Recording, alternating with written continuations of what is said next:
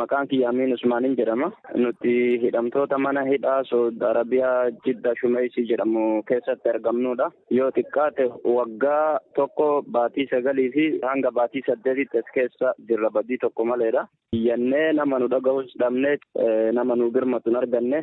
Nuti biyya kana kan dhufneef hannaaf yookiin waan biraaf osoo hin taane dalagannee ofis jijjiirree biyya keenyas jijjiirree hirkattummaa jalaa baanaa fi kana osoo beeku mootummaan rakkoo tana keessatti akka lammii biyya hin qabneetti maaf nuti amma sadarkaa abdii kutannaa irra geenye jira dhugaa dubbachuudhaaf jechuun waan jennu hin beeknu dhugaa hamileen nu cabee jira. Kanaaf lagannaa nyaataa gochuudhaafis dirqamaa jirra.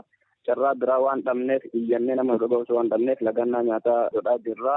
Kaleessa fakkeenyaaf lagannaa nyaataa goone mudiirri askarii dhufee embaasiin Itoophiyaatis dhufanii waan tokko nuun hin jedhani. Yoo nuti gaafii gaafannu itti gaafatamtoonni askaraa yookiin eeydota as keessaa maaf nun galchine jennee yoo nuti gaafannu mootummaa keessantu isin didee nuti homaa isinii gochuu hin dandeenyu, nuti isin galchuu fedhii qabnaa, kanaaf waan isinii goonuu hin qabnu nuun jedhan. Dhugama mootummaan Itoophiyaa lammii kiyya yoo jedhe hatattama rakkoo kana keessa akka nu baasu gaafanna. Dhimma ijoollee mana hidhaa keessa jiranii dhimma siyaasaatii oli. Ani amma akka mataa kiyyaatti baatii 8ffaa seenaan jira. Ani kan itti qabame Riyaadittiin qabame iddoo dalagaatii na qabanii. Achirraa na qabaniitiin mana hidhaa Xareekarji jedhamu keessatti nu hidhanii mana tokko keessatti gara nama 200 wayitiin nu hidhanii achi baatii tokko nu tursiisanii achirraa mana baadiyaa Riyaad mana hidhaa Haa'ir jedhamu nu geessanii mana san keessa bilbilli waan tokko wanti biraa taa'uti qubaallee seenatuuniin hin danda'amu uffata waan hunda nurraa yaatanii achitti baatii 4 nu hidhanii sana booda achirraa amma nu fidaniitiin Shumeysii Jiddaa keessa baatii 3 jirraa jechuudha. Baatii 2 fi 3 akkas deemnee jirra ammas keessa. Kanaaf namni tokko as keessatti yoo dhibame mana yaalaa nurraan geessanii isin yaala hin qabdan Itoophiyaan nuun jedhani maaliif akka kana ta'e nuuf gaafiidha. Kanaaf mootummaan maaf callisee nu ilaala, nama nu birmatu dhabnee nu miidhama keessa jirra, dararaa hedduu argaa jirra. Kabajaan mootummaan keenya yoo dhugama mootummaan keenya lammii biyya keenyaati yookiin lammii kiyya jedhe rakkoo kana keessaa hatattamaan akka nu baasee nu galchuu gaafanna. Embaasiin kaleessa fakkeenyaaf nyaata lagannee turre dhufee nu dubbisaniitiin turani wanti nun jedhan hin jiran mootummaa irraa yoo wanti nu dhiibbaa godhaa jirra mootummaa irratti yoo mootummaan akka isin galtanii wanti godhe nuti waan hunda hojjetaa jirra xumuraa jirra malee yeroo tokko waan addaa wanti isaan nun jedhan hin jiru. Sanuuyyuu nutti dhufanii nu laala nyaata lagannee askaraan tumamne kaleessa nyaata lagannee fakkeenyaaf yoo xiqqaate sa'a tokko ol harka gaaratti ol qabnee miila takkaan nu dhaabaa turan yoo xiqqaate sa'a tokko ol askarri jechuudha. Siree ganamaa lagannee misaa lagannee sana booda kan embaasiin nu dhufe eegan tumumnee askarri waan hunda nu gaafatanii kalas yookaan nu fixa yookaan nu galchaa carraa biraan qabnu kana booda uf jibbinee jirra. Erga jenneeni booda embaasiin dhuftee akkas nuun jedhanii nu biraa deemanii jechuudha. Eeggadhaa yeroo hin geenye ni galtanii yoo mootummaan akka galtanii carraa haala isiniif mijeesse carraan keessa yoo ga'e galtanii malee wanta biraa wanti nuun jedhan tokko hin jiru. Nuti keessatti amma abdii kutannee maatii namni alaa gargaaru sababa nama keessa jiruutiin maatiin alaa rakkataa jiranii nama ilmaan isaa irraa du'ee akka itti galee argu dhabee rakkatu jiru jira. Maatiin isaa akkasuma nama as keessatti irraa du'ee dararamaa jiru jira. Nama dhibame daa'ima umriin isaallee hidhaaf hin geenyetu as nu keessa jira. Waan nama ajaa'ibu kan askaraan yeroo qabamutti sammuun isaa baqaqee miilli isaa miidhaan guddaan irra gahee miila isaa keessa sibiilatu jira. Waan kanaaf mootummaan haga yoomee keessatti nu laalaa nuti maaliif akka lammii biyya hin qabneetitti nuti qofti Itoophiyaa namni qoftee keessatti dararamna. Lammiileen biraa hundi dhufanii torbaan guyyaa 10 hin caalan asii ni galu.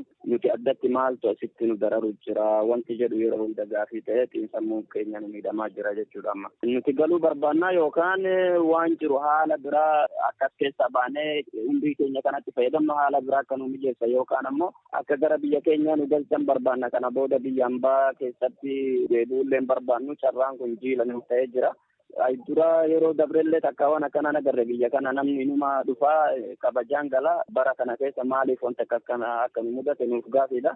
Manuma yaalaa nu geessaallee jennee yoo gaafanne ni tumamna. Isin Itoophiyaadha yaalan qabdanii nuun jedhani. Namni dibamee nama nurraa baasutti hin jiran. Nama fakkeenyaaf mana hidhaa kanatti miti mana hidhaa dura ture tokkotti nama nurratti du'e jira. Nurraa baasuu didanii reeffa isaallee nurraa baasuu didanii kan nurra oole jira. Waan nama gaddisiisu waan afaaniin dubbatan osoo hin taane waan dhugamatti baay'ee nama gaddisiisu haalli mana hidhaa kana keessatti nuti argaa jirruu fi duras argaa turre waan ammana jedhamee ni mamne. Usmaan Mahammadiin jedhaman maqaan kiyya. Haalli amma kana nuti keessa jiru kun haala marraa hedduu rakkisaadhaa rakkamaa jirra. yaani miidhamtoonni nuti Itoophiyaa qofaatu kan asirraa addaa keessaan jira. Namootan keenya bakka hedduutti osoo as qofan taane hidhaa Saudi Arabiyaa keessa osoo yaadin jenne guutumaan guututti hedduu rakkachaa jirra. Bas mootummaan keenya nu haa galchuu maal jennee dubbanne nuti dhimma tokko isinitti hin qabnu mootummaa keessatti isin galchuu dide. Sanirraan haalaatu Itoophiyaan keessatti isin galchuu malee furmaata biraa tokkollee waan arganne irraa dubbannu hin qabnu jechuudha. Badiruun jedhama, Badiruun Seen jedhama. Meeshaa shumii giddaa keessa jirra. Baay'ee tokko rakkataa jirra. Baay'ee tokko dararaa guddaa nurra jira. Nuti naannoo dhaabatee tokkosaa keenya nuuf isaa jennee yoo nuti gaafanne nurraa hin fuudhanii hoggaa nurraa fuudhan immoo geessaniiti humnaan nurraa fuudhan nyaata dinnee nyaata laganneeti kan isaan nurraa fuudhanii hoggaa nyaata lagannee hoggaa nurraa fuudhanii nurraa geessaniiti sobanii nyaata ol naquu jedhaniiti geessanii hammaama keessatti naqanii uummata dhukkubsataa uummata fincaan irraa bu'uu hin dandeenye uummata dhukkubsatee achi gara tokkotti illee socho'uu hin dandeenye geessanii mana fincaanii keessatti hidhanii achi tiraadhaan ukkaamsaa oolanii mana hakimaas akka hin geessine oolchanii halkan nutti deemsan haakima argattaniitti jennee hoggaa nuti gaafanne haakima takka waan arganne hin qabnu achitti ittumaa dhukkuba dabalannee dhufne jedhan ammas mucaan takka fincaan irraa bu'uu didee guyyaa 3 taa'e itti deebisuu jennee hoggaa nuti kadhannu nuti kana mana hakimaa geessinee hin finnee nuun jedhan kan isaan geessan garuu hammaama keessa oolchanii dhufidan mana marsee hin geessine waan akkasiiti. Kaleessa immoo deebinee biyya keenyatti nu galchaa jennee kadhannaan biyya keenyatti nu galchaa jennee gaafanne wanta takka hin jenne nyaata nyaannu jennee nyaata lagannaan ol seenanii rukuttaa hin jirree nu saaxilanii miidhaa hin jirree nu saaxilanii jechuudha. Humnaan nyaata nutti naqanii humnaan nyaachisanii humni kan isaaniiti. Girgiddaa nu qabachiisanii miila takkaa nu dhaabanii akka hin taane nu golchaa oolanii